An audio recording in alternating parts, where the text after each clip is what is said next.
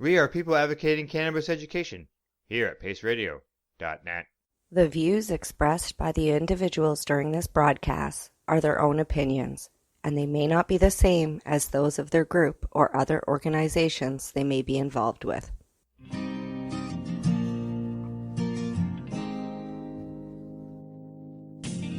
You know I blame it on industry. I blame it on my own hypocrisy. It's education and politicians. No one's willing to step up and speak. Hello everyone and welcome to the Pace Radio Show. We are coming to you live here at paceradio.net. I'm Al Graham, and tonight Kim Cooper has invited a guest who's talking karma and what happens when it becomes a cup. But before we find out more, it's time for Kim and I to have our usual pre-guest discussion. Good day, Kim. How are you doing? Not too bad here up in the northern north. We're doing all right up here this week. Good, good. That sounds like you're making progress. You're not drowning or getting baked in the sun. Well, we're still getting baked. I think there's this like heat wave that's come across all of Ontario. So yeah, we are still in the midst of that. 38 degrees pretty much every freaking day for like 2 weeks now, and dry as a bone, no water to be found, water everywhere to the Sahara Desert. It's been that kind of a year, but things are moving along. Hey, I got propane now. My septic is hooked up. My rooms are built. They're not insulated yet, but they're built. So nice. We're moving along. You're moving along. It won't be long, and you'll be moving in. You'll be giving us all right, it's dry now. Yeah. Exactly. Okay, well, before we bring our guest in, we want, as always, we touch on something that's in the news. And today we've grabbed an article that's in the London Free Press about a business in Grand Bend. The headline says, in Grand Bend, a new twist on cannabis, a cannabis consumption cafe. Yeah. I laughed my head off reading this entire article, like almost hysterically a couple of times, I gotta tell you. A new twist, a cannabis cafe. Imagine that, Al. Oh, who'd have funked it? I was like, what's this about? This person never heard of anything. But according to the article, the owner of the business, has been involved with the cafes and stuff in the past. It mentions about coming to Toronto and going to the Kensington Market. Yeah. She does discuss going into the Hotbox Cafe and others in Toronto. And of course, Abby Roach ran the Hotbox Cafe for 2 decades. First cannabis consumption lounge in Toronto, head shop turned lounge, and then others popped up after that. Vapor Central, Planet Paradise. I mean, there were dozens upon dozens in at one time in the city of Toronto, along with all of the dispensaries that were there. There were more dispensaries at one time than there were. So this is not new by any means. Well, see, they used the word that in the past that they frequented unsanctioned cannabis lounges, and this one here seems to. Sanctioned. There's apparently is sanctioned, and when they went in contact with the municipality to ask about the business, the municipality had no comment. They never responded.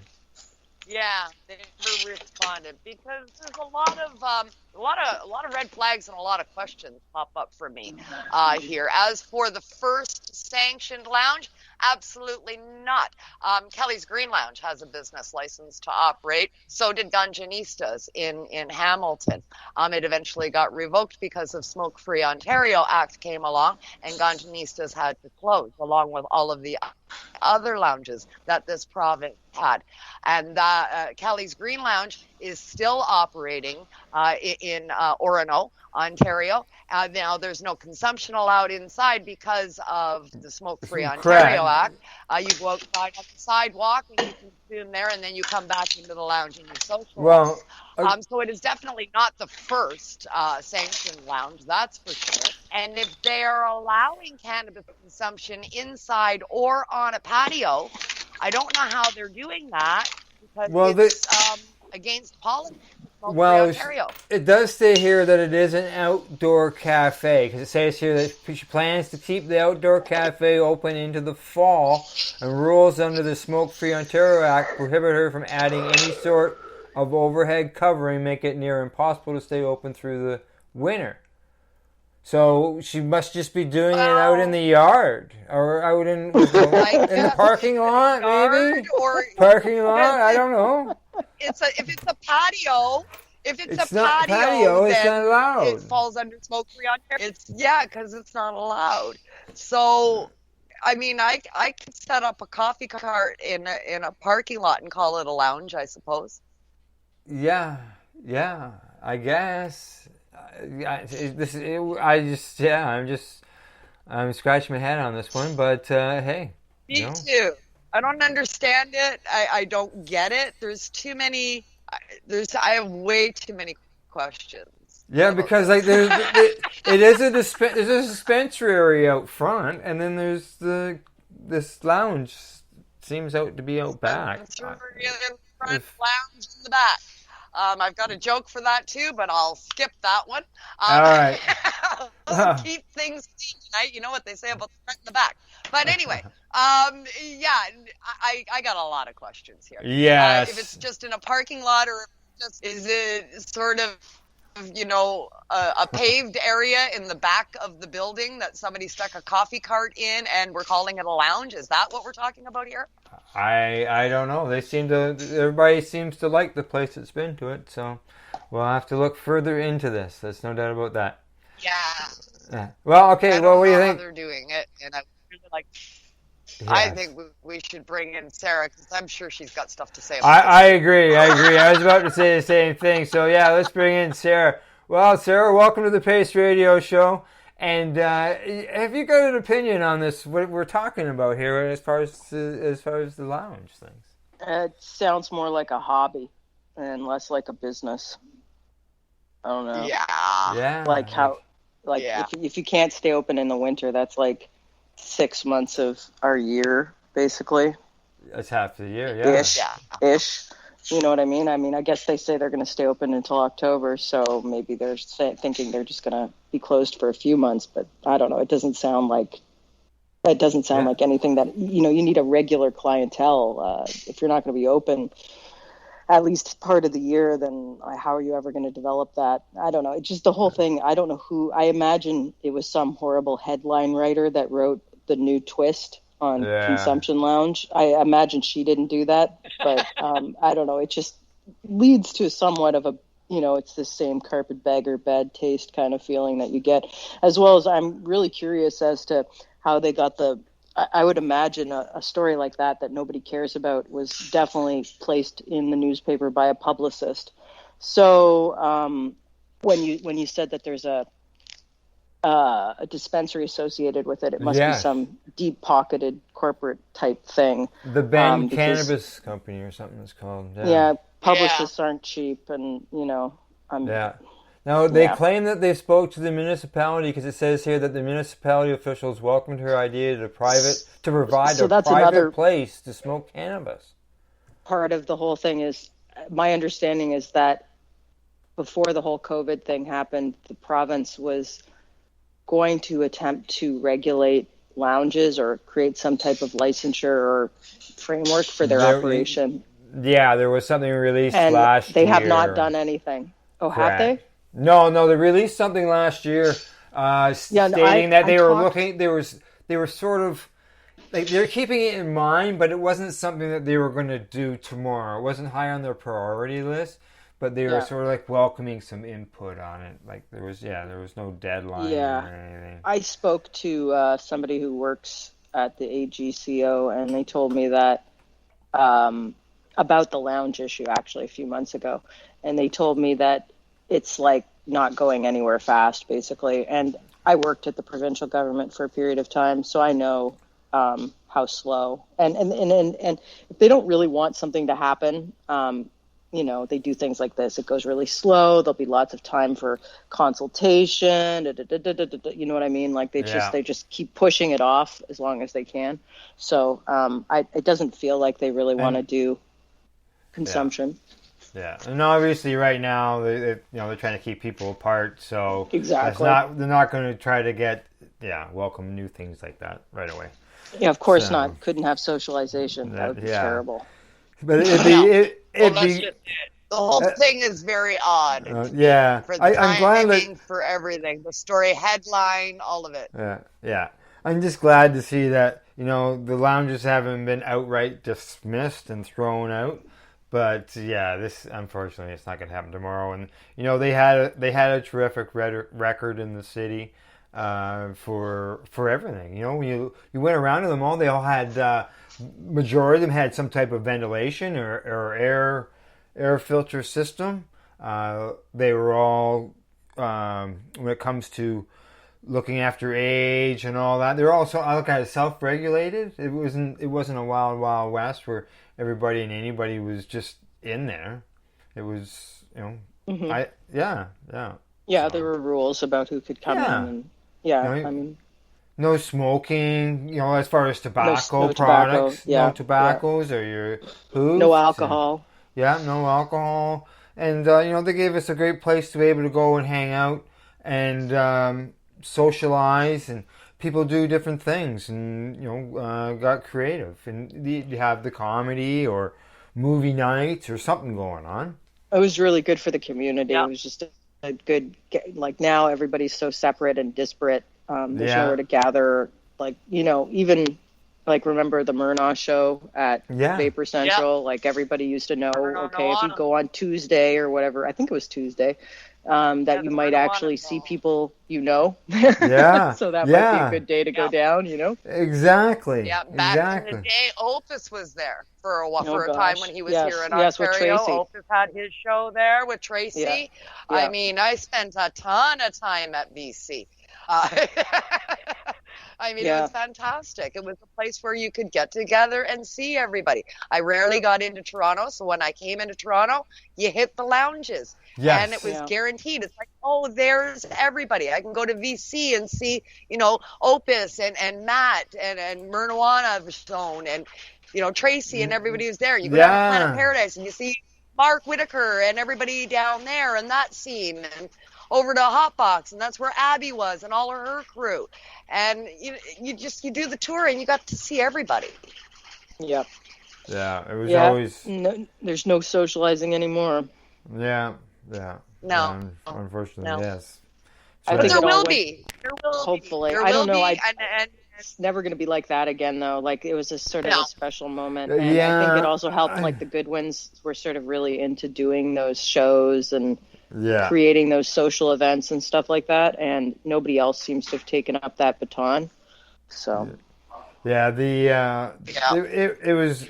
was always going to those places. It was like almost going like family. It was, you're with like-minded people, and everybody just always got along. And like I said, there was never any, like when I did a report for TY back in 2012, the number of reported incidences at vapor lounges that the whole time that they ever existed, because as we know, Abby's has been around for a long time. The number of incidences, and they say incidences would be if the police interaction or just going in to see the places or whatever, was like, it wasn't even a Friday night worth at a bar in an alcohol district for the number of incidents that would happen. Like, it was just, nothing was going on as far as anything that the police were, let's say, where it was something of major concern, where it was going to be violence or out of hand. Yeah. It was always... Definitely. Yeah, it was... Everybody was I think it helps not having the alcohol, and they were very careful at the door, made sure that people were of age and that they were, not drunk already, etc. That's right. You know, Exactly. yeah. And it was just said for like Kim and I have said many times, legalization when it started to come in, it was what really was the beginning of the killed end. everything. Yeah, basically. I think that was a huge mistake. I'm now regretting my participation in all of that. The Smoke-Free Ontario Act, shuts down cannabis vaporizing with nothing that says where the cannabis is harmful or cause any cancer or anything like that. As far as the vaporizing end, they just don't. It's negative. Well, you don't need evidence for public health policy anymore. Yeah. It's not required. No. So hopefully someday they return and we can all get back together at some point. I don't know that logic's going to return anytime soon, unfortunately. Seems like we've gone off the deep end. I know. Unfortunately, I have to agree with you a bit there on that. It's, it could happen. And you know what? I've noticed Kim has disappeared. Yes, you're right. It's just us. Yes, it's just us. It's us so again. Weird. Yes, where did she go? I'm trying to bring her back in. A while ago, too. Yeah. No. Well, we'll see. I'm sure we can get her back. Hopefully her satellite internet hasn't gone on the fritz. I had the satellite for a long time, and I know the upload was very tentative. Sometimes it would just disconnect, and be like, "This is when I need the internet most. It's this exact moment," and you've decided to disconnect right now. Yeah. That's probably what, because I know that she's had problems with it. Like it's gargled, and I'm looking to see if she sent me a message, and she hasn't sent me a message yet. Maybe she thinks she's still talking to us. Maybe. And the problem is, if I call her right here, I could end up having 2 different calls, and we don't want to do that. Send her a message, a text. I'm going to send her a message and tell her I'm going to give her a shout. Does she even realize she's gone? The joys of technology, huh? Yeah. Because I got the screen on here for the radio, run the radio, and I looked over and I thought, geez, Kim doesn't seem to be in there. No.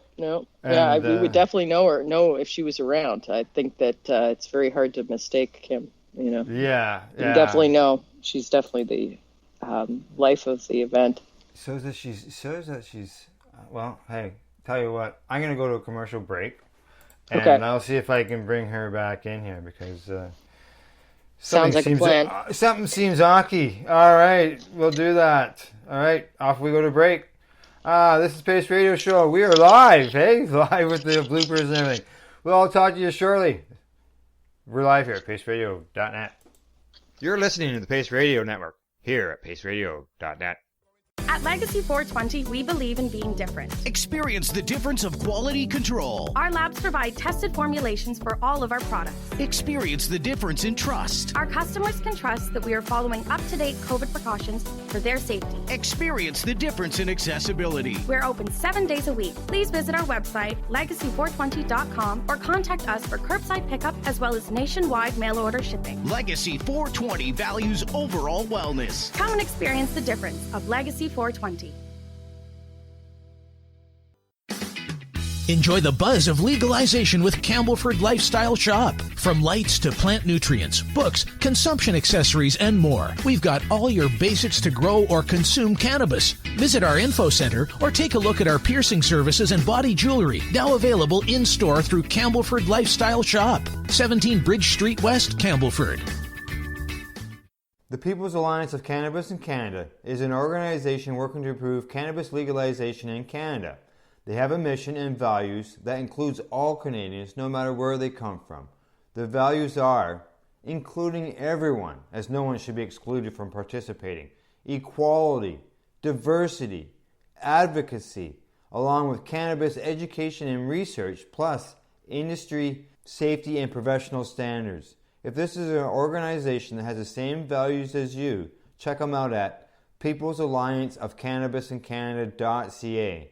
Once again, peoplesallianceofcannabisincanada.ca. Check them out.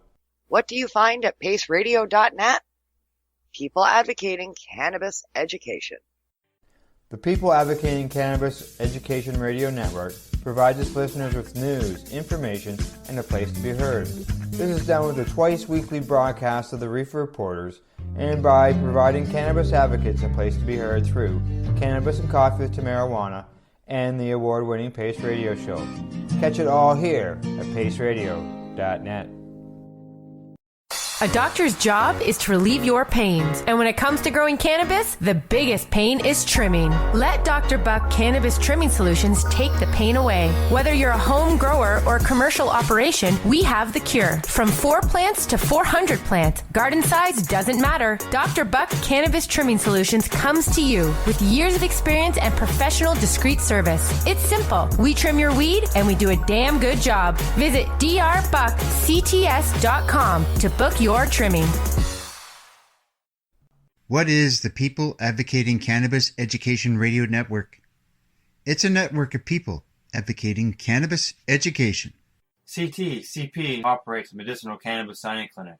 If you want to grow your own medicinal cannabis and are located anywhere in Canada, then I'd like to suggest that you give them a call. They can be reached at 1-613-967-9888. That's 1-613-967-9888, and grow on with CP. Who has huge buds? You do. If you shop at BMA Hydroponics, attend one of BMA's educational seminars and learn the secrets of growing, harvesting, processing, and consuming quality cannabis and cannabis products. Learn how to make better extracts, edibles, and medicinal creams at prices you can afford. Visit BMA Hydroponics at 404 Maitland Drive, Belleville, or call 613-967-9888. The only way to go. We are people advocating cannabis education here at paceradio.net. Hey, welcome back, and you're listening to the Pace Radio Show. We are live here at paceradio.net. Today on the show, I'm joined by my guest, Sarah Sunday, and we're still looking for the Kim Cooper. Yes, Kim is, I've tried to reach out to her on Facebook. I've tried to reach out to her on Skype. Her internet may be down, and unfortunately, all I can do is keep trying her. Until then, Sarah and I, we're going to try our best and fill in some time here, and we're going to talk a bit about the cup, present and past, and maybe a little bit of history. Sarah, how about we just go back to the beginning of those cups, or what maybe gave you the idea, or what got you going, and then we can just go into where we are presently. Okay, sounds good. So we started in 2014. I believe the first year it was in November. Mm-hmm. I got the idea to do it. I guess it was about the time of the TY that year, and I just sort of wanted to do a cup and do things a little bit differently. Mm-hmm. So I was like, I think I could do this, and I did, basically. So that first year, I believe we got 79 entries, nice. Which at that point was pretty remarkable. Like, do you remember how many TY got? Like maybe 30 or 40 or something like that? Yeah. Actually, I'm thinking 20, 21, 25 in that area. Yeah. So I had, it caught people's interest, I guess. So, so that's where we started. And then I guess within a couple of years, we added the festival. Before the festival, it was a private party. The first year we held it at Clandestiny. Is that Kim? I think Kim is here. It's showing that she's... I'm back. Oh, you're back. God. There I don't you have go. to vamp and talk so slow. I'm on my phone. I'm on my phone sitting up against the window. We had a really bad lightning storm that just whipped through here for about 10 minutes, and it's gone now. And I'm rebooting my computer. So basically exactly what I told Al. I said she's probably got some weather. Because I have one of those satellite. I know how it is. Yeah, and we just spoke about weather and how you at the beginning of the show, how, dealing with the storms and stuff. And now, here you are. You're live, and it's taking you down. So it's good to see you back. Well, thank God we've got Kim back. Because you're a better talker than either one of us. So. Here for you, Sarah. You're verbose. Sarah and I are going, well, let's keep going. Cross our fingers. Good luck. Exactly. I'm like, I told Al, better talk slow. So Sarah was just going through a bit of the history of the Cup. Got started in 2014, and then she moved on to the festivals and the festivals. I know myself. I've always enjoyed them, and whether it was at the Global Marijuana March, they had the festival thing going on there. It didn't have a cup or anything, but it was just a festival. Everybody was around. There was music. There was vendors. And the Karma Cup, when you add the festival, it brought, it was the same idea, and it was always a good feeling being there. Yeah. I was really thrilled when I think the biggest change for me over the years was when you switched it and we moved it out of October and into September. That was one of the best changes that you could have made. Because it was fucking cold that one year, man. Well, that year I wasn't going to do a festival originally when I booked the date. Originally, it was just going to be the private party thing. And then I got it in my mind that I wanted to do the festival. And I already had the date locked and loaded. And it's a little bit different than a normal event where you might just push the date or something. Because of the entries, like I'm getting the entries on a certain date and I need to give out an awards at a ceremony, you know what I mean? It all sort of has to line up together. So it was what it was. We got lucky that year, actually. I remember the anxiety I had every single day about whether it was going to be cold or not was phenomenal. And somehow we got lucky. And I remember like a really long time ago going to this rave at the docks area, and it was an October rave or something, and they lost their venue and they had huge tents, and it was actually unseasonably warm that year. And I just remember thinking, please God, make it warm. Make it like that year where it was like where we weren't like freezing our asses off. Yeah. So, it wasn't too bad. It was when the cool. sun's out, it was good. I had my phone on. Yeah, when the sun was out, it was all right. During the day, it was all right. And then as that sun started going down, we started approaching 5 and 6 o'clock, and it's like, oh, fuck, it's getting cold. Even in September, it's like that. It gets like that. You know what I mean? Like, who wants to be out at 9 o'clock and with a T-shirt on in September? It's not. And it really. But even, August, you like look at now, you just be friggin' roasting out there. Fuck, you wouldn't even need a friggin' lighter to light your doobie. Just get a magnifying glass out and use the sun. Probably have a lot of heat stroke victims. Yes. Yeah, sometimes it's too hot. So I mean, you've got to really try and pick the date and then just cross your fingers, right? But second week usually, second week of September is pretty good. It's a pretty good time of year.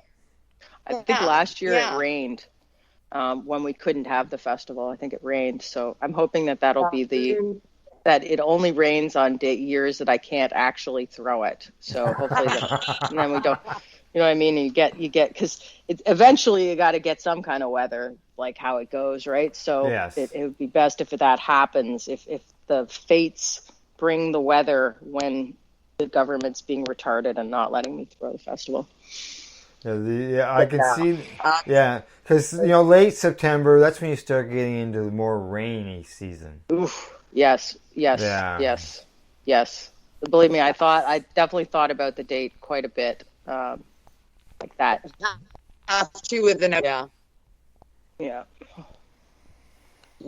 Yeah, for sure. I want to get into Karma this year. And talk about the judges kit this year that's available, some of the categories. And I noticed a brand new question in the judges book. So we're going to get into that and some new swag that's in there. There's lots that I want to talk about in this year's year at the bottom of the hour. And I know that Al's got to pay bills, man. So that'll give me a chance to reboot my... Well, I'm going to update you, Kim. While you were gone, we went for a commercial break. Yes, we did. So you can go right ahead. Yeah, go I'm right. gonna read my computer. Okay, well, I'm gonna ask Sarah a question, and I'm gonna take my phone with me while I'm rebooting my computer. Sure. So Sarah, the one thing that I noticed today, I noticed something new every day in this cup.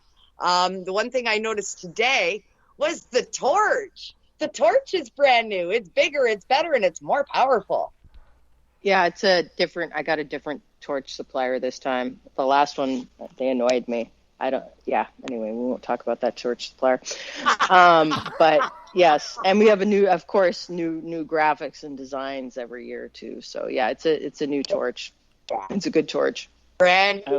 I like torch. It's very powerful, very, very powerful indeed. I turned it on and I was like, oh, look at this. This is nice for sure, for sure. And in the judge's book, I like the new question, the final question. You didn't ask this before, and I think it's a really good one.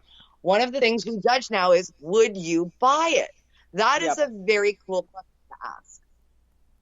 Yeah, I figured if they wouldn't actually buy it, then that's probably like really important information. As well as the more criteria I have, the more input I'm able to give to the competitors, which I think is valuable. And I think that's probably the most valuable piece of information there, really. Like, would your potential customer actually put money down for it, right? I was actually heartened this year when we were doing the intake for the entries. One of the competitors that has entered a few times for Bud but not won anything, I was talking to him about his entry, and I remembered some of the scoring because I'd seen the Bud when it came in, but I hadn't smoked it, so I had no idea how it performed, but it certainly looked rather good. And he told me that he used the scores from the previous years because he'd not done as well on ash, on burn, on that category. And so I said, well, does it burn? Have you improved? And he said he used the previous scores to improve this year. And he said he felt the scores from the judges were actually very accurate. When his team sat down and really thought about it, they concurred with the judges and that they were able to use that information to improve their performance this year. And I really think it worked because the weed they entered was dynamite. It was so good. It was so nice looking. Very cool. Very cool. And I think that's important. And people should realize that, as judges, I know for myself and for most of the other judges that I talk to, we take this kind of shit seriously. It's not just, everybody smoke a joint and write whatever. No, we sit down and we look, and I plan shit out. It's like, okay, I can do able to differentiate what one is doing to me as opposed to what the other one is doing to me in this amount of time frame. Then I won't judge another one for several hours because I want to give an honest opinion on what is taking place. And if you've got remnants left over from the last one you judge, well, then you're not really giving a full honest opinion. And I think a lot of the judges do that. We space them out and, we take the shit seriously. We watch the ash burn and, we take note of the smells and discuss it before we even rate it. Yeah, that's awesome. That's like what I want to hear. Because the same competitor also told me that I said to him, well, it's basically sort of like a market research survey to some degree. And he said, yes, where else am I going to get that level of input about my product from an impartial observer? And I was like, yes, exactly. Because it's a large sample size. So it has a nice way of sort of, blending out any weird anomalies in terms of scoring. Like if you get crazy people that are scoring too high or too low, it sort of, averages out a little bit. And as well as it makes it hard for people to game the system. So that's also important. Yeah. I always get concerned about these competitions that have very few judges, like 4 or 5 judges. What's that? That's like basically 4 or 5 people what they like. That's it. I don't know. To me, that doesn't feel like a very good assessment, and I wouldn't it wouldn't hold much weight with me in terms of thinking about the accuracy or whatever. Yeah. No, I agree. It's a sample size that you have for judges. I mean, you're talking about 183 plus or 180 plus people that are giving their opinion. That's a really good mix. That's a good large variety, because there's people like right here in my own home.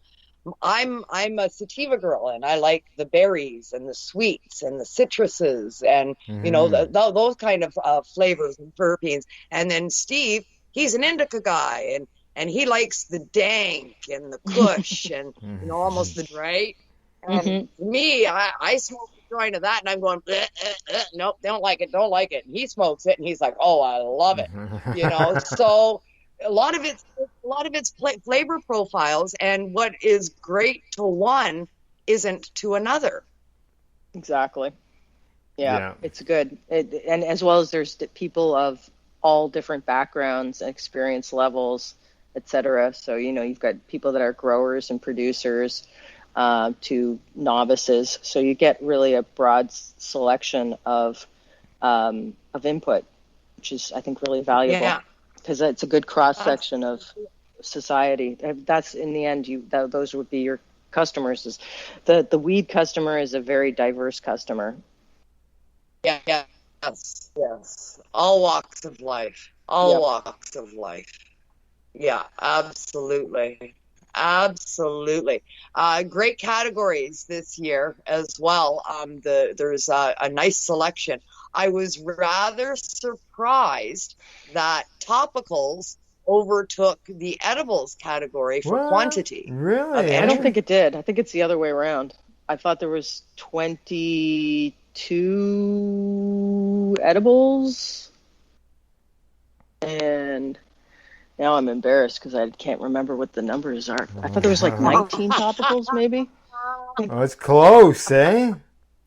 19 topicals, it was, something. It was. It's close. It's pretty close. Very, very close. Yeah. Yeah, but that was surprising to me. Like, everybody's on topicals now. The amount of people making topicals, I mean, I think it's fantastic, but I'm surprised. Yeah, I feel like, they're getting better.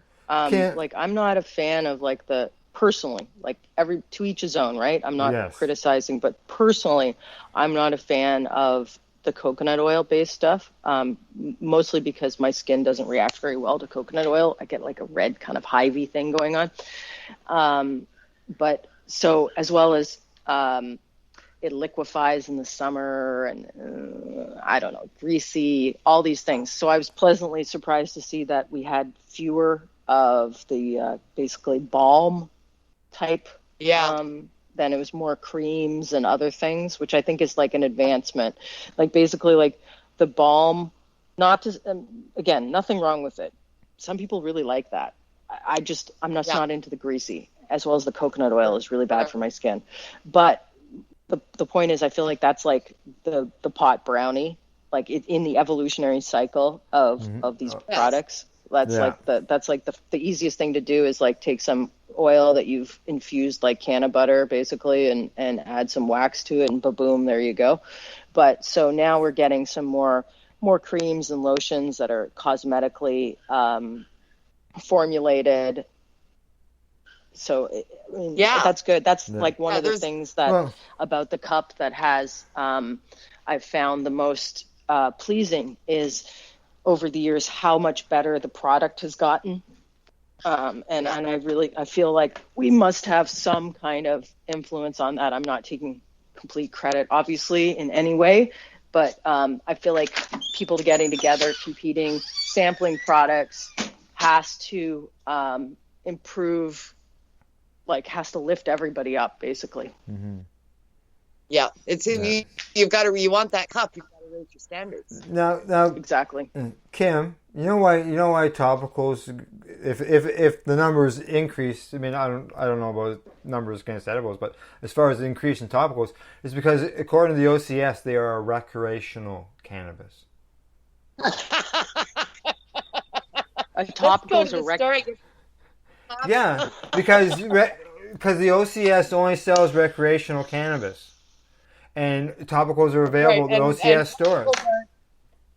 Right, so they're recreational, and they're also considered recreational by the federal government, which is why the province of Quebec doesn't allow them in their stores, because they don't consider it a recreational product, and recreational products are the only ones legal. Yeah. So there you go. What a nightmare. Oh yeah. I know.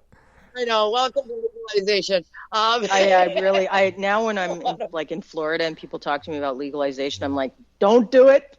Do not do it. Do not do it. Do not do it. I'm like, decriminalization at most. That's what you want. That's what you want. Yeah. So I'm giving everybody the non-legalization advice everywhere. Everywhere I go. Don't do it. I'm like, don't do it. Do you want to have your community completely destroyed? Then legalize. That's it. That's the wrecking ball. Christ, for sure. Yeah, the topicals are very good. I was impressed by some of the products in the topicals. I mean, there's a sunscreen in there, and there's an anti-aging cream in there. Yes, that's pretty cool. Yes, there's a giant bath bomb too. Have you sat? I guess you don't have the bathtub in yet, so I won't bring it up. Sorry, it's probably a sore point. No, actually, I've already got a plan for that. We're bringing that to the Airbnb. Oh, nice. There you go. There you go. Hopefully they have a nice tub. Yeah, they got it. That's even better, too, because I believe that one had sparkles in it. And personally, I don't want to clean that shit up. So may as well do that at the Airbnb. Yeah, no, it's all theirs. Yeah, it's going in the that's going in my trip bag. So I will be able to use that. What are your favorite samples so far? Kim, what are your my favorite? Oh boy. Okay. Well, I haven't done hardly any of the edibles, so I can't give a favorite on the edibles yet. I've only eaten a couple of the small ones, and I'm not thoroughly. Is good. The dog bone. That's what is it? I I haven't tried Facebook. that yet. I have no idea. I thought it was a weird. Why a dog bone? Why? Why? We all said that same thing, but apparently it's tasty. Oh, there you go. Well, it can be tasty by the dog bone. I thought I was supposed to give it to my dog. I wasn't too sure. There's another chocolate in there that was good too. I tried that. It's the salted caramel, chocolate covered salted caramel or something. I don't think that was salted caramel, was it? I don't know. It was like in foil. It was foil. It was like 2 squares of chocolate. Is that it? Yeah. Anyway, I just remember it being really good chocolate. It was like really tasty, and it didn't taste like weed at all. Oh, nice. No. Yeah, and I got rocked off of it. I actually ruined my day. I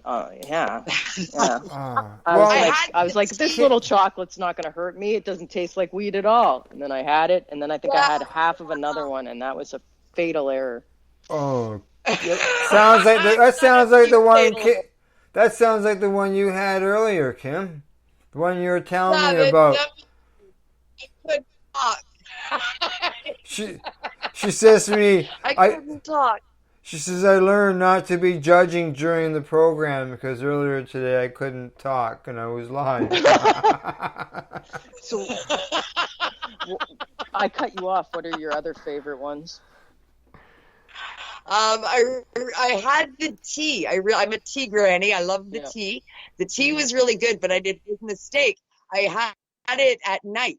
And I believe it's a sativa, and I was up to like 3 a.m. So anybody out there drinking the tea, drink it in the morning, not at night. It's a morning cup of tea. It's not a nighttime cup of tea. Oh, you've learned something there. We've learned something. Yeah, but yeah. The tea is for morning, and I love the fact that we have perked coffee. Oh yeah, the coffee. I forgot about that. Cool. I think that was edible number 1. Very coffee. Have you tried that? There's a Did you package do of it? coffee for the not yet. We're gonna do that for the judging party. We're having a party this weekend with some friends to come over, and we're having a judging party. So I'm going to make a pot of coffee, and we're going to put out the a bowl of the goodies. I don't know what they are. They're kind of like a nuts and bolts thing in that big ass bag. There's a giant bag. Yep, very large. I think I'm going to put a proviso on how big these samples, a maximum next year or something. It's like you start running out of space. That one is, Isn't that usually the opposite huge. problem? It's I just a big I was bag, so I'm. and so has there been any bud or concentrates that you've found especially enjoyable so far? Yeah, high terpene number 5 was really, really nice. I really enjoyed that. And I think it was 14. Was it 14? There's 12. 14. It goes No, up to 12 for 12. high terpene. 14. That was the cream that I didn't like was 14. Sorry, my bad. I wish I had my book in front of me, but I'm in my front porch. I have all my notes are in my book. And when we come back from the break, I'm going to have my book. I've smoked and consumed way too much stuff to have active brain cells for instant recall. Oh, it's one of the reasons I don't let any employee judge. It's because you're not going to be with it during. Like if you're going to work for me and judge, that's not going to happen. I'm going to go insane. And like it's not something that you can just do in a night or two. No, like we were talking earlier about the early expo, like the TY Expo, and whether they had 20 strains, and people were saying, "Oh, fuck, you're only giving us a couple of days to get this done just over the weekend." Oh my God! Well, geez, when you start getting 120 items, like you got to have a party, like Kim says. You got to have some help. Yeah, I need help. Absolutely. Like get like fast over here. Before it was 2 or 3 days, like even 3 weeks now. It's the package is too much. You gotta share it with your friends. Yeah, well, that's important. Definitely share it with your friends, and then you can get one of your friends to put in the scores online. Yes. That's annoying. So get them here. Smoke with me. Do this hard job. Yeah, I know. I had them. I know. I gave them some away, and I had them. I told them this is what it needs to be rated on, and let me know what it was, and they give me back feedback. Yeah, that's good. That's good. Yeah. They all came to the party, and they came for the party, and they all went home with something. Yeah. Yeah, we do that every year at Karma at the house on the Friday because we get there on the Thursday before the scores have to go in. So we're there on the 9th. So at the 10th, we're all at the table, whoever's in the Karma house, and we're like, okay, what's left to be done? Okay, quick, do this one, smoke this one. I'm just throwing packages at people. It's like, fucking smoke this. Here, do a dab of this. Here, you eat this. Mark the book. And then as soon as we get the book done, it's like, okay, we're going online. And we all take turns. And I'll go on and I'll do, 10 or 15 minutes of uploading. I'll fuck up a couple inevitably because I'm stoned. And it's like, okay, I'm so over this. Somebody else do this. And then the next person, it takes like 6 of us to get everything uploaded. And we're usually doing it. It's like, oh my God, it's 4:18. Hurry the fuck up. I love the commitment. Well, every fucking year, it's just a scramble. Believe me, I know. Because right at the end, everybody's busy having mistakes and getting me to fix things and it's all. It's a scramble for the people to get the stuff in, and just imagine the scramble on the other end when you're accumulating collecting all that I can data. See them. They start coming in pretty quickly at the end there. Yeah, usually for the first 2 weeks, barely anything is ever filled out. Then it's like basically the last 3 days is everything happens then. And I tried to this year I made a point to tell everybody when they picked up their kits to like maybe do it as they go, or when they get a category done, do it, because otherwise it's just like it's a slog at the end. Plus, if you run into any mistakes, then it's like more stressful.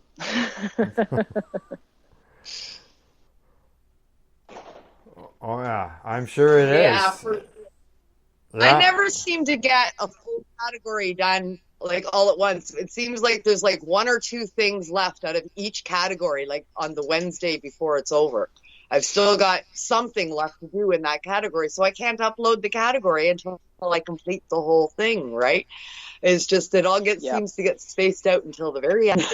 I don't know. I guess it's potheads. You're not, Pothead. you're not planning. It's a lot of fun.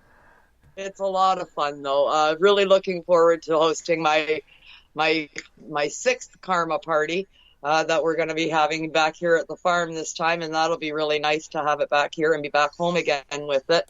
And I'm really looking forward to my trip down south too. Now there is no event this year. The cup kit itself, fantastic. Oh, before I get off the cup kit, I want to mention Mr. Tasties.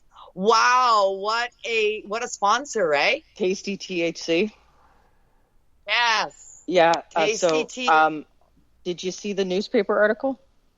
Yes, I'm aware of what I was aware of what happened when you found out as well there. Holy I mean, shit. they're fantastic. They're fantastic. I think there's a shirt, a hat, a lanyard. I believe there's 3 or 4 edibles in there, and then there's like a vape and a cartridge and a 20% off coupon. So they're awesome.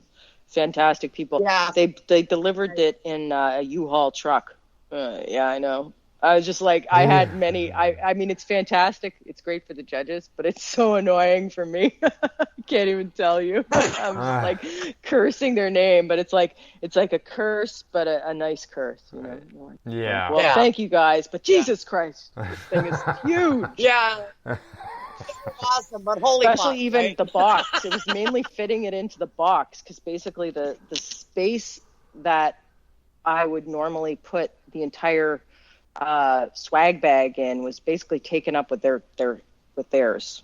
You know what I'm saying? So it's like, whoa, what am I? How am I gonna? So I had to get a bit more creative on because I already had the box.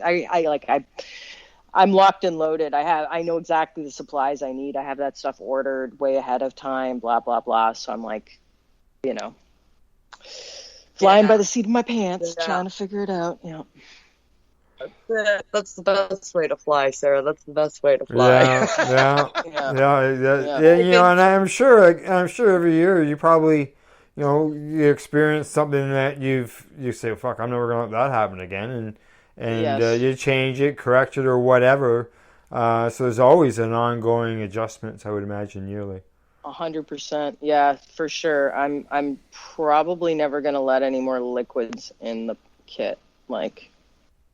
I feel like that, like, unless it's in a can that's, like, perfectly sealed. I don't think I trust bottles or caps anymore from last year. And it's like every time there's something liquidy, it always leaks. I try to put everything in a bag now, like, you know. Yeah, individually wrap it. Yeah, everything goes in a bag. Basically, anything that looks like it might be liquid goes in a bag or might liquefy or might leak or might have even... I tell every year, I'm like, make sure that you use a proper container that's leak proof. But I don't think people understand what that means, that it needs to actually seal. So you need like a rubber or something like that actually will seal against the plastic so that you don't, because otherwise, like this is where the coconut oil with the topicals comes in, right? You put that, we had one of those this year where they put it in an improper, in my opinion, an improper container, and which is not leak proof, and you know it seems fine because it's coconut oil, so in your air conditioned house it seems perfectly fine because it's solid, but as soon as it's in the mail it's going to liquefy and go everywhere. So and the same for edibles. Well, you know, I mean, the edibles, you've got to have proper packaging for that. Yes.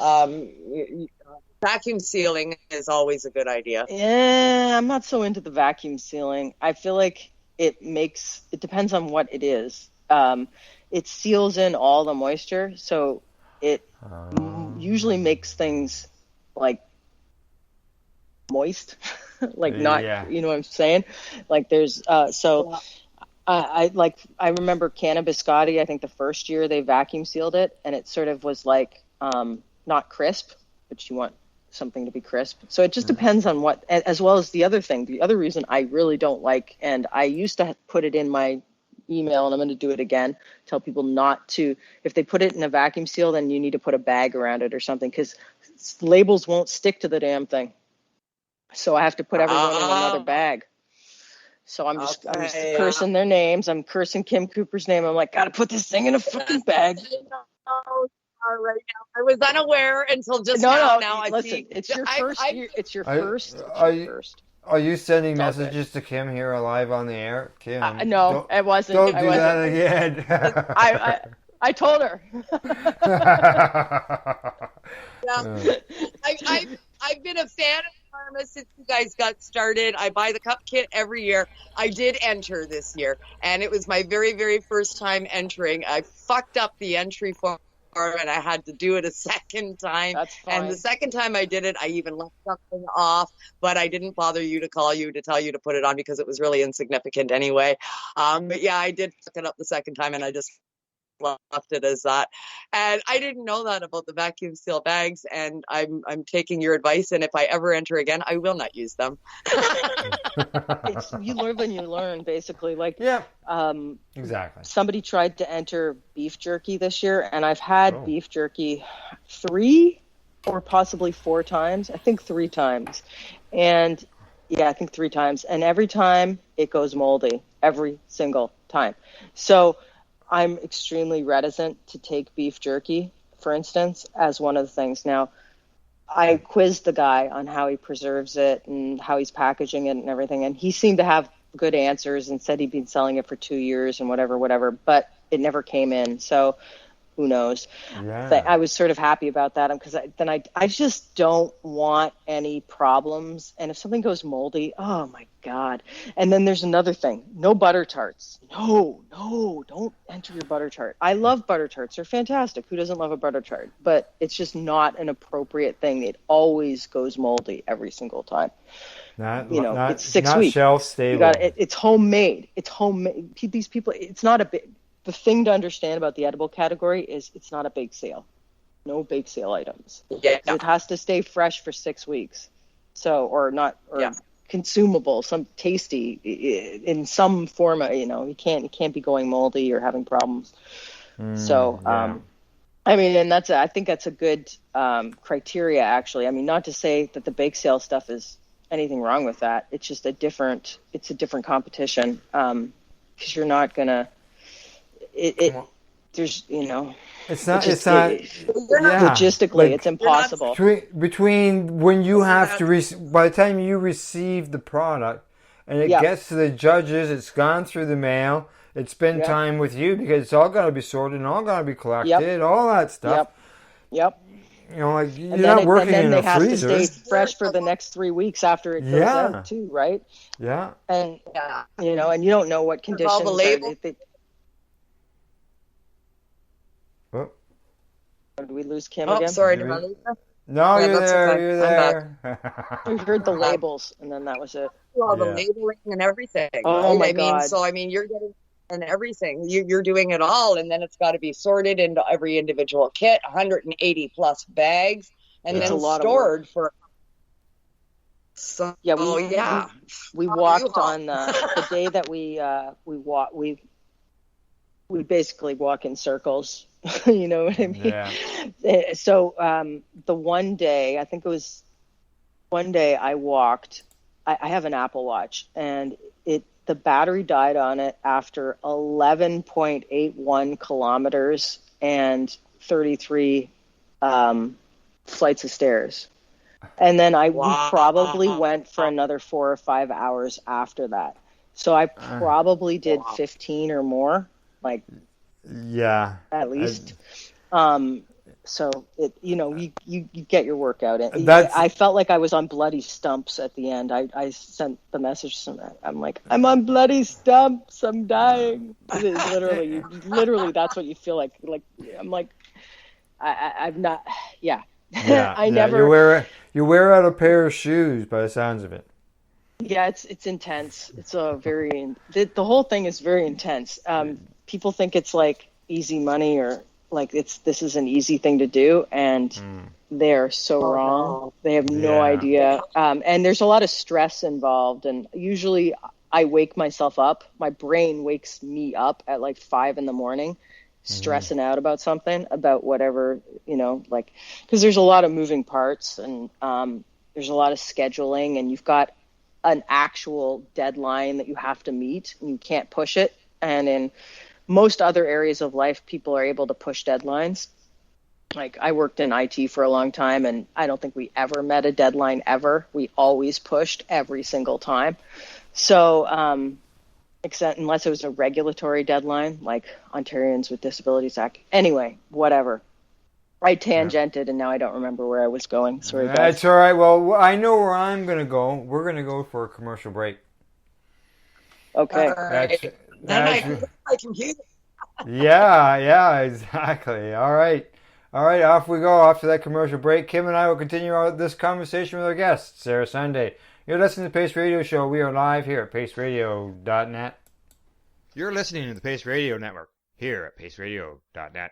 At Legacy 420, we believe in being different. Experience the difference of quality control. Our labs provide tested formulations for all of our products. Experience the difference in trust. Our customers can trust that we are following up-to-date COVID precautions for their safety. Experience the difference in accessibility. We're open 7 days a week. Please visit our website, legacy420.com, or contact us for curbside pickup as well as nationwide mail order shipping. Legacy 420 values overall wellness. Come and experience the difference of Legacy 420.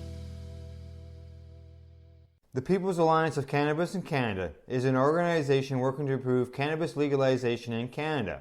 They have a mission and values that includes all Canadians, no matter where they come from.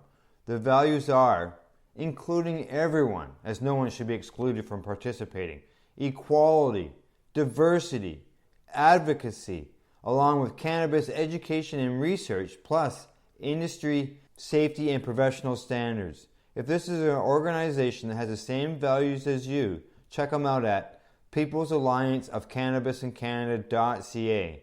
Once again, People's Alliance of Cannabis in Canada.ca. Check them out. Enjoy the buzz of legalization with Campbellford Lifestyle Shop. From lights to plant nutrients, books, consumption accessories, and more, we've got all your basics to grow or consume cannabis. Visit our info center or take a look at our piercing services and body jewelry, now available in-store through Campbellford Lifestyle Shop, 17 Bridge Street West, Campbellford. What do you find at paceradio.net? People advocating cannabis education. A doctor's job is to relieve your pains. And when it comes to growing cannabis, the biggest pain is trimming. Let Dr. Buck Cannabis Trimming Solutions take the pain away. Whether you're a home grower or a commercial operation, we have the cure. From 4 plants to 400 plants, garden size doesn't matter. Dr. Buck Cannabis Trimming Solutions comes to you with years of experience and professional discreet service. It's simple. We trim your weed and we do a damn good job. Visit drbuckcts.com to book your trimming. CP operates a medicinal cannabis signing clinic. If you want to grow your own medicinal cannabis and are located anywhere in Canada, then I'd like to suggest that you give them a call. They can be reached at 1-613-967-9888. That's 1-613-967-9888, and grow on with CP. Growing your own vegetables, flowers, or even medicinal plants can be a challenge without the right equipment and proper know-how. At BMA Hydroponics, not only are they your urban horticultural experts and suppliers, but their staff holds the customer's needs paramount to making a sale. Family-owned with decades of experience and knowledge, they offer free advice in person, by phone, or email. BMA Hydroponics wants to ensure you have the advice you need, which is why you'll find tips and tricks on different ways to grow, like wick, ebb and flow, drip, or aeroponic system, as well as other helpful links at bmahydroponics.com. If you can't find what you're looking for, just let them know, and they'll do everything they can to get what you're looking for. At BMA Hydroponics, each staff member also possesses a federal exemptee MMAR license, making their strong suit empathy, experience, and dedication to their customers. Because when you know how to grow, you'll have results that make you proud. BMA Hydroponics in Belleville, Ontario. Visit bmahydroponics.com. We are people advocating cannabis education here at paceradio.net. Hey, welcome back and thanks for tuning in to the Pace Radio Show. We are live here at paceradio.net. Plus, you can catch us afterwards at our podcast at our website at paceradioshow.com or paceradio.net. Today in the program, we're joined by our guest, Sarah Sunday, the founder of the Karma Cup, and my joint host, Northern Ontario, Kim Cooper. All right, ladies, we've covered lots of ground over the two segments. So where are we going to now, Kim? Well, I'm back in the house. Good. And I'm off my cell phone. I'm back on my computer. I'm at my desk, and I have my book. So I want to address Sarah's question about any of my favorites. Now that I have my notes in front of me, and I can refer to this and say, yeah, I got some favorites, man. The big winner so far, I'm only about halfway through this category, high terpene extract number 10, rated really high for me. Really, really, really like that one. Number 10 rated high. And the next one that I really liked was 7, and number 1 was really good as well. So number 6 as well. So, I mean, it seems like the high terpene extract category, I'm giving them some big numbers this year, and I'm usually pretty stingy with that. So what do you like more about them this year than you liked or disliked the other ones last year or in previous years? I think they're smoother this year. They're not as choky. Yes. And there's more flavors are on the fruity, citrusy side rather than the dank. Okay. Yeah, I prefer the dank side. See, this is where all the large sample size comes into it. Yes. Yes. Because wouldn't it be terrible if you had 5 people on the panel and 4 of them are all into fruity stuff and only one of them's into dank stuff, and you just so happen to enter some kush and just through, what I'm saying? It's going to get shit marks. Yeah, it's going to get shit marks just because of flavor profile, right? That's why you need a large and personal size. preference. But the big thing is the scratchy. I found way less harsh on the throat. Now I don't know if they're getting better with adding terpenes or using more natural terpenes over synthetics or what the hell. I don't think they're adding any process. terpenes. I think this is all just extraction, and then they precipitate the THC into crystalline format. So I just feel like the techniques are advancing, as well as people are probably doing filtering, and there's all this color remediation and other types of remediation, which seems to basically be filtering the shit through sand. Well, not really, but in a colloquial way. Sort of. Various types of silicas and other things like this. It's progress. So yes, exactly, which is the whole time marches on. Like we mentioned earlier, the brownie was what started it all, right? Yes. That's it. We've moved on from the brownie. Yeah, like... when somebody tries to enter a brownie, I'm always like, oh, God, no, please. Or a cookie. I'm like, I usually tell people, I'm like, cookies usually don't do that good because it's just a cookie. It doesn't really matter how amazing the cookie is. But, because I don't want people to waste their, I'll give you the benefit of my experience always. I see what wins and what does well. So I get an idea for what people like and what people don't like. I probably have a better idea than most people just through watching the judges' reactions. They get innovative in the product that they're presenting. Well, that's one of the criteria, innovation. Yeah, correct. Yeah, exactly. And we also have one in the edible, one for nutritional. So there's one category is taste, and obviously if it's sweet and whatever else, it's fatty and sweet, you're going to think it tastes amazing. But we've got the counterpoint to that. Is it nutritionally good or bad, right? So probably 90% of the entries in that category do poorly on the nutritional scoring, but. So anybody who can actually figure that out and so did you try the dried fruit yet? No, I haven't tried it yet. It looks really interesting. I'm curious how that's going to do because It for the nutritional aspect, it might do better than, candy, chocolate, gummies, that kind of stuff. So I wonder if it might do well, because that's going to be one full criteria that it's going to do. It could possibly, I have no idea how it's going to do. This is pure speculation in my mind, but I'm just thinking about how people are thinking. They're probably going to think dried fruit is nutritionally better than chocolate, gummies, whatever, right? Yeah. So it might do really well, because it's gonna lead in that one full criteria, which is if you basically need to do well in every single criteria to win, like really well. It's Yes, absolutely. And I think in looking at the edibles category, I think there are 3 entries in the edibles category that focused on the nutritional value that I can see. So far, there are 3 that will be competing for that space, I think. Which ones? I'm trying to remember what's in there. There's 22. Yeah, I know. There's a lot of them. There's the one with the dry fruit. There's the one that's nutrition. It's called the nutrition bar. Oh, and yeah, there's another one, and it's a little. It's in a cup, and it looks like it's covered in chocolate, but there's no chocolate listed on the ingredients. So I don't. Is that the know one how that they was did that. the candy, the protein candy bar? Protein bar, yeah. Yes. Protein bar. So it seems that those 3 are going after the nutritional value category. Well, I was smart of them, because you could, if you're doing well in the other categories, and then you do, or in the other criteria, and then you do well in that one as well, you could, that could be the thing that makes you win in reality. Yeah. Exactly. The one number that puts you over the top, if you get high marks on others, then that could be the ticket, right? Yeah. But who knows? We also have, we added would you buy? So would you buy it?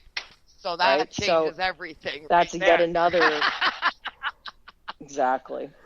The more criteria I have, the less likely I am to have a tie as well. So these are Yeah, ties are a pain in the ass. Don't want a tie. No, you don't want a tie. No. Yeah, that I can understand that. Yeah. I can understand that. Sure. Yeah. So, I mean, it still seems like for the amount of entries that are here, Bud Sativa category, I was really impressed with that as well. The Bud Sativa category. There was 9. I'm a sativa girl. And there was 9 of them this year. That's which is way more than, it's usually the smallest Bud category. Yeah. So it is. I was actually amazed the Indica only had 7.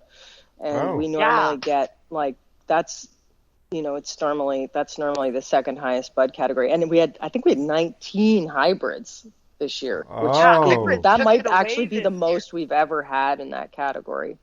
I'm pretty sure. Hybrids took it away this year. There's no question on entries, but I was pleasantly surprised with the number of sativa entries this year. And I'm looking at my book here, and of course that's the one that is the most filled out. If anything, I might get this done in advance. There you go. That'll probably be about the only one. But this category, I might get in early there, Sarah. I might.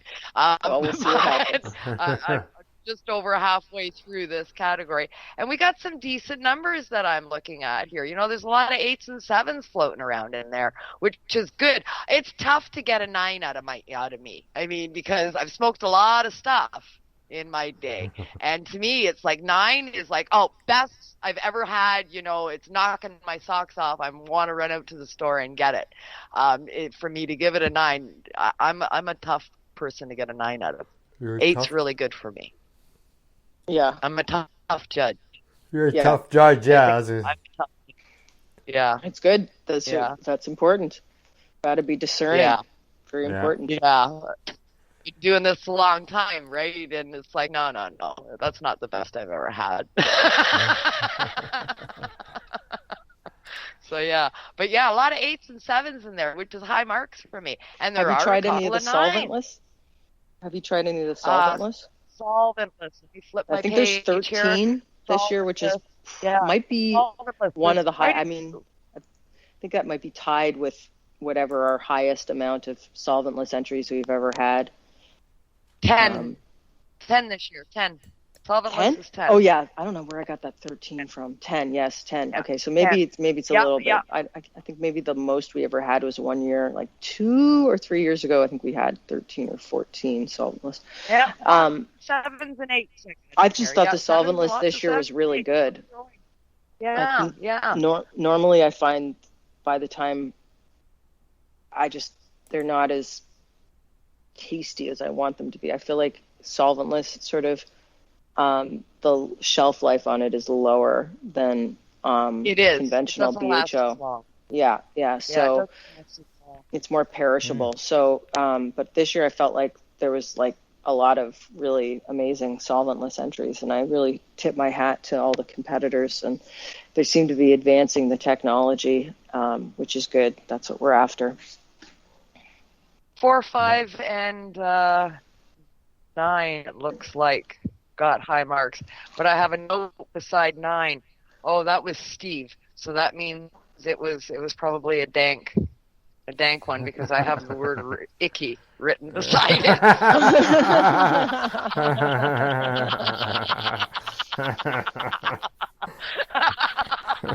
But it's got high marks, so that must have come from Steve. There you go. Which one was that? I'll have to go take a look at it. That was number 9. Number 9. That was number okay. 9. Solventless number 9. It's probably dank. Absolutely. Yeah, I write icky if I don't like it. It's like, no, you don't want to pick that one. I put little stars on them, on the jars or on the labels, because we'll do 1 or 2 dabs off of the extract. And then I put it right until the cup is over. After we finished, you're only allowed to do 1 or 2 dabs. You judge it. Put the fucking thing away. No, you can't smoke more of it. I don't care if you love it. You can smoke more of it when we're done this fucking box. And not until. So we wait until we're finished everything. And then I have a big-ass bag. We call it the done bag. And when we're done, well, that's when the done bag can come out. Okay, go ahead. You can go into the done bag and pick what you want. So as we're going along, I'll put little stars or little happy faces or sad face. And it's like, oh, no, I don't want that one. Oh, yeah, that one's mine. Give me that. I claim them as I go. It's the That's best awesome. way to figure out the done. It sounds like you get months of enjoyment out of the whole thing, not just during the cup, but afterwards, all that, whatever you have left over. Oh, yeah. I do. I mean, I have my staple. I'm a black tuna fan. That's my favorite strain is black tuna. I smoke it all day, every day, all night. Doesn't matter, day or night. I can smoke black tuna and go to bed. Or I can stay up and get a whole bunch of work done. I love this particular strain. It works really, really well for me. But I love Karma because it's nice to weave in alternate flavors here and there. I'll be smoking my black tuna all day, and it's like I feel like something different. And you have, a toke or two of a different brand of sativa, and it just sort of lifts everything right up. And it's like, oh yeah, there it is. I'm good now. And they just weave in just nicely, and a variety of flavor. I have another question. So of the swag that we haven't mentioned, what else did you like? The swag was off the hook. I'll tell you, the big winner, I think for everybody that I've talked to, we're all talking about it, is the amount of seeds. Yes. There are 7 packs of seeds in there. To go out and buy 7 packages of seeds at today's prices for genetics, 7 packs of seeds paid for your fucking kit. Oh, yeah. Absolutely. I was talking to a guy recently. He said he pays $40 a seed for this particular strain. So it's like, 7 what? packs of seeds, Al, that's your kit paid for right there. Yeah. There's everything else in that fucking thing is free. Yeah. Absolutely. I know seeds are all different prices, but exactly. They don't come cheap. I feel like it was one of the best kits. So aside from the seeds, like all the other stuff, what the swag, like the actual branded, what are you liking there? The branded swag, well, the top of the list, of course, is the Karma Judges Pass. the badge. Oh, you I like mean, the it's metal pass? So I did good on that Oh, one. I love it. I love it. I Yeah, love the it. I bling. love it. And it's way bigger than I thought it was going to be. Because when I Yeah. first heard it was metal and I saw the picture of it, it's hard to tell in a picture of what Yep. size it is, Yep. right? And I thought, oh, is it like going to be like a key fob? You know, is what I had in my head. This thing is pretty fucking big. It's, you know, you got some weight on your neck there, man. It kind of, I put it on and I went, oh, I kind of like that. That feels kind of good. Oh, yeah, look at me walking around all proud of my metal badge. Yeah, somebody referred to it as their judge's necklace. I thought that was cute. It's fucking awesome. Yeah. You put it on. So it weighs you down. It makes you stand taller because you Yeah. got to hold the bitch up, right? So it makes you stand. You're like, oh, yes, I'm here with my badge. I'm glad. I'm glad I did good on that one. I had the same thought when I saw when I saw the picture of it when they were done production. I was like, oh my God, it looks really small to me. But then when it came, it was perfectly fine. So I'm glad that everybody likes that. Yeah. It's nice. The torch is off the hook. Metal badge is off the hook. The new artwork this year, fantastic. Love the poster too. I mean, it's all good. And the dab mat. I mean, who doesn't need the dab mat? Keep bong nice and safe. Stop you banging it on the table. Yeah. You can bong or you can mouse, one or the other. Yes. Yes. That's right. Yes. And the T-shirt. I love my T-shirt. We're going to be tie-dyeing that. We're doing a Yes. tie-dye day on Saturday, and I'm tie-dyeing I'm my interested T-shirt. to see how that goes because it's direct to garment. I did direct to garment instead of silk screen this year. So I'm interested to see how that tie dyes. Send pictures. All right. Well, you'll see it. I'll probably wear it Sunday. Okay, There you beautiful. There you Beautiful. go. Beautiful. Yeah, you won't have to wait long. Yep, I don't have to wait long at all. I'll get the answers, all the answers I need. There Yeah. you go. There you go. You mean I love everything about this kit each and every year, and you know, it's a gift that keeps on giving for months to come. One thing to mention that I I believe we're going to do some type of event with Joey for the judges the Sunday night. I guess that's the 11th. Is that the 11th? The 12th? The 11th? What's the Sunday? It's the 12th. Sunday. It's the 12th. It's the 12th. Well, yeah. So we're gonna. She'll just do her regular comedy show, but we'll have for the judges they can come. Yeah. Come, bring whoever you want, have fun, socialize, so that there's some type of because outdoors they can gather. Right. Mostly. I don't know. Who knows what the regulations are? We're just going to ignore them. Regulations. It is what it is. And hang out outside where there's been no proven cases of transmission. I think comedy show. I'm not sure what. I don't know what the numbers are as far as gathering together, but like 100 people or something. I think it's 100 people outdoor. I know exactly what the numbers are. Trust me, it's 100 people outdoors standing at a gathering. But you know, if you get 100, you get 100 judges. I don't know. I mean, Well, I'm sure I doubt we'll have 100. I mean, I doubt it, but whatever. I just thought it'd be nice to. It was sort of a last minute thing, so I haven't done enough publicizing of it. For sure. But it's gonna be 8 for sure. We're coming. Say it again. What's that, Kim? So there's going to be 8. There's going to be 8 of us for sure because my Karma house is coming. Perfect. Oh, there you go. There you go. I may or may not be in attendance. We'll see. Yeah. Better be.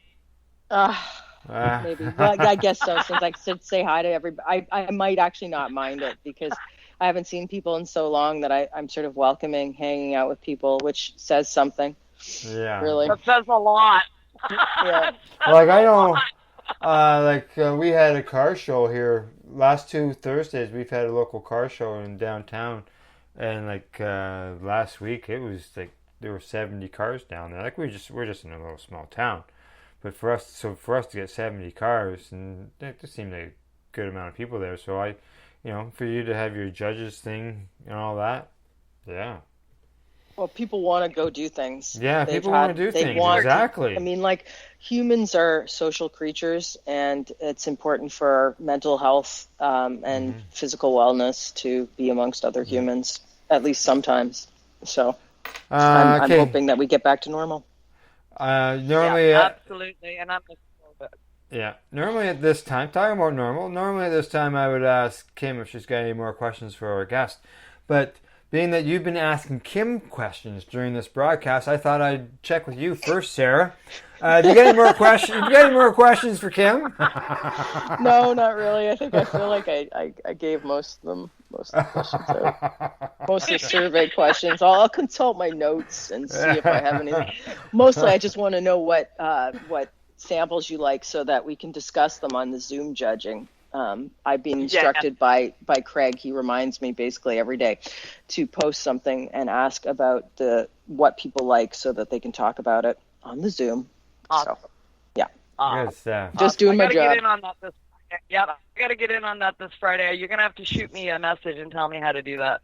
I sent you an email. It was. Just email me. Remind me. I'll send you another email. Right. I'm pretty sure I'm sending an email. I think I've got a scheduled email. Anyway, going out. All right. I'll figure it out. We'll figure. Don't worry. Nobody needs to know how the sausage is made, Kim. These are. That's right. All right. We'll figure it out. I'm sure Kim has dietary issues. She'd probably be asking, how was that made? Yeah. I could see that. Yeah. Yeah, you know me too well. Yeah. That's right. Sounds very accurate. Okay, Kim, if you got any more questions for Sarah. Oh, I got a gazillion, but we don't have time for that, so we'll talk to her again next time. And I've just got my fingers crossed that 12 months from now, we're talking about getting together in 2 weeks' time and I hope so. An event opening. Oh, I hope we have the biggest festival we've ever had. That's what I'd really like. Let's put it out into the universe. We want 20,000, maybe 25,000 square feet. That would be amazing. Maybe 30,000, something like that. Yeah. Setup day. Actually have a setup day and a tear down day, so I don't have to have a heart attack and die. Yeah. Oh, please, God. Big ass. Yeah. Big ass festival. And all the volunteers needed to do it. Yeah. Absolutely. In a nice place that we don't get problems with the neighborhood. You know, I have a parking lot in mind. Hopefully the guy will actually return my call this time. That was nice. Universe, please provide. Yes. There we go. Get out there. I'll put that up on my full moon circle this month. Please. There we go. Please, thank you. All right. Yeah. And it's not just for me, it's for everybody. So we can all have a good time and be a community together and like forget the troubles. Yes. Absolutely. Exactly. Absolutely. All righty. Shout out time. Sarah, you got shout out, Sarah. Person, place, a website. I'm sort of looking at one right now. TheKarmaCup.com is the website. And on Instagram, it's the Karma Cup Official. On Facebook, the Karma Cup. We have a couple judges kits left. If you want one, go to thekarmacup.com and click on Be a Judge, and you can purchase it there. We are able to ship there's information about that.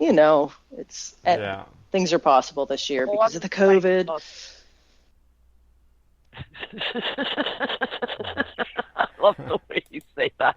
The COVID. I say it in a mocking tone, full mock. All right, Kim, have you got a shout out? My shout out, I'm shouting out to all my Karma Cup fellow house guests this year. We've got a great group of people coming in. We've got 8 of us going to be in there. Mama J, Courtney Kruger, Mama T is coming with her gang and a group of 3. Cindy Howell is also joining us in Toronto at the Karma House this year, coming in all the way out from the East Coast. And so we're all going to get together. We're going to have a great time in Toronto. If you are in and around the Toronto area on the weekend of Karma, what I call the official Karma weekend, which is September, the weekend is starting September 9th, which is the Thursday, check out some of the stuff that's going on. I'll be posting shit on my site. You can catch up with us, and hopefully we can run into each other along the way. It's been a long time since I've seen a lot of members of this community, and I really hope that I see you all on Karma Weekend. All right, that's good. Okay, Kim, as far as next week, just so you know, and everybody else knows, our guest is going to be from Northern Ontario. Yeah. We're going to have Matt Draper on the show. Yes, not currently residing in Northern Ontario, but from Northern Ontario. From Northern Ontario, exactly. Yep. Yeah. All right.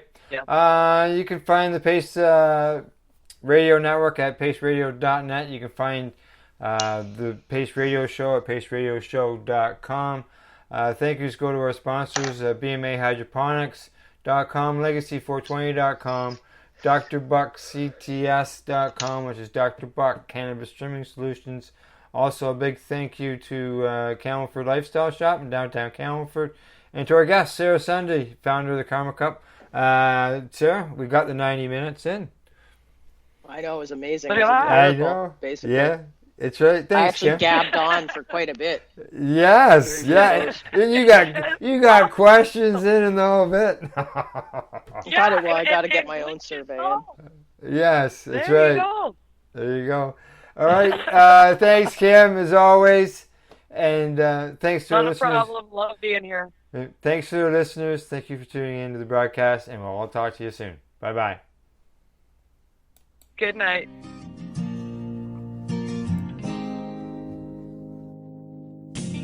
You know I blame it on industry. The opinions of the individuals during this broadcast are their own and may not be the opinions of their group or other organizations they may be involved with. You're listening to the Pace Radio Network here at paceradio.net. Do you want to hear what patients and cannabis advocates have to say? If so, then catch the Pace Radio Show Wednesday nights here on paceradio.net. We are people advocating cannabis education here at paceradio.net.